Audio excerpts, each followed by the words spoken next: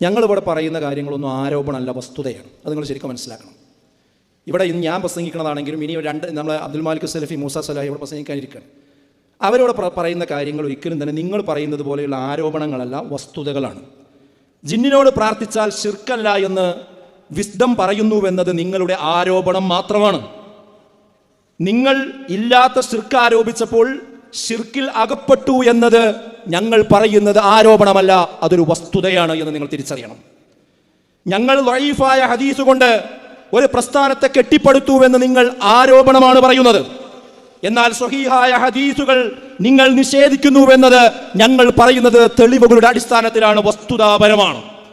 ഇവിടെ പലരും പറയുന്നത് എന്താ, ഞങ്ങളെ ഹദീസ് നിഷേധികളാക്കി, ഞങ്ങൾ ഹദീസ് നിഷേധിക്കണില്ല എന്നാണ്. ഒരിക്കലും ഞങ്ങൾ നിഷേധിക്കണില്ല എന്നാണ് പറയുന്നത്. അത് ഏതുപോലെയാണെന്ന് ചോദിച്ചാൽ, ഒരാൾ വന്നിട്ട് പറയണെന്ത്, സഹോദരങ്ങളെ എനിക്ക് നാവില്ല. ഒരാൾ ഇങ്ങനെ പറയാം, നാവില്ല. പറയുന്നത് എന്തുകൊണ്ടാ? നാവുകൊണ്ടാണ്. പറയുന്നത് നാവുകൊണ്ടാണ്. അതേപോലെ ഞങ്ങൾ ഹദീസുകളെ നിഷേധിക്കുന്നില്ല എന്നിങ്ങനെ പറയാം.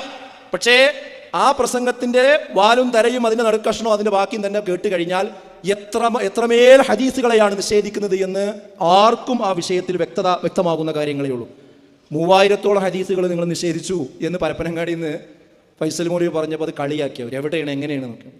അത് തൊട്ടടുത്ത പ്രാവശ്യം അത് കൃത്യമായി വിശദീകരിച്ചു കൊടുത്തപ്പോൾ ആ ഹദീസ് മുഴുവൻ വായിക്കണം എന്നാണ് പറയുന്നത്. 3000 ഹദീസ് ഒരു പ്രസംഗത്തിൽ വായിക്കാൻ നിന്നാൽ എത്ര സമയം വേണ്ടി വരും?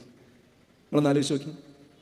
അപ്പോൾ അത് നിഷ്പക്ഷമായി നിങ്ങൾ ചിന്തിക്കുകയാണെങ്കിൽ ഇസ്ലാമിൽ ഒരു വിഷയം തട്ടിയാൽ അതിൽ തന്നെ 100 കണക്കിന് ഹദീസുകൾ ഉണ്ടാവും. അപ്പോൾ ആ 100 കണക്കിന് ഹദീസാണ് പോകണം. അത് മനസ്സിലാക്കണം നമ്മൾ.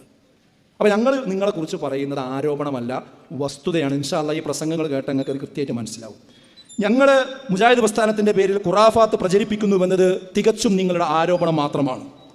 സമസ്തക്കാർക്ക് മറുപടി പറഞ്ഞപ്പോൾ നമ്മുടെ പണ്ഡിതന്മാർ വിശുദ്ധ ഖുർആനിൻ്റെയും സുന്നത്തിൻ്റെയും അടിസ്ഥാനത്തിൽ പറഞ്ഞതും എഴുതിയതും ഇന്ന് നിങ്ങൾക്ക് അംഗീകരിക്കാൻ കഴിയുന്നില്ല എന്ന് ഞങ്ങൾ നിങ്ങളെക്കുറിച്ച് പറയുന്നത് ആരോപണമല്ല, തീർത്തും അത് വസ്തുതയാണ്. ചില്ലറ കാര്യമില്ല. മുജാഹിദുകൾ കണ്ണ് തുറന്ന് കാണണം, കാത് തുറന്ന് കേൾക്കണം. മുജാഹിദ് പ്രസ്ഥാനം ഇത്ര നാൾ എഴുതിയ പ്രസംഗിച്ച കാര്യങ്ങൾ ഈ 2 വിഭാഗത്തിനും ഇനി എടുത്ത് ഉദ്ധരിക്കാൻ കഴിയില്ല. അത്ര വലിയ അപകടത്തിലാണ് അവർ പെട്ടിരിക്കുന്നത്. നമ്മുടെ മുൻഗാമികൾ എഴുതിയ തഫ്സീറുകളാകട്ടെ, ഹദീസ് ഗ്രന്ഥങ്ങളാകട്ടെ, ഫത്വകളാകട്ടെ, ശബാബിലും അൽമനാറിലും എഴുതിയതാകട്ടെ, ഇത് കഴിയില്ല, അവർക്ക് അംഗീകരിക്കാൻ കഴിയില്ല. അതൊക്കെ ഒഴിവാക്കി പുതിയൊരു മുജാഹിദ് പ്രസ്ഥാനം അവർക്ക് തുടങ്ങേണ്ടി വരും. അത്രത്തെ ഗതികേടിലാണ് അവർ ഈ വിഷയത്തിൽ ഒരു ഇല്ലാത്ത ശിർക്ക് ആരോപിക്കാൻ വേണ്ടി തെളിവ് കണ്ടെത്തിയപ്പോൾ സംഭവിച്ച പ്രശ്നം. ഇൻഷാ അല്ലാഹ് അവിടെ വിശദീകരണത്തിൽ എന്ത് ചെയ്യും, കൃത്യമായി തന്നെ വരുമെന്ന കാര്യത്തിൽ തർക്കിക്കേണ്ടതില്ല.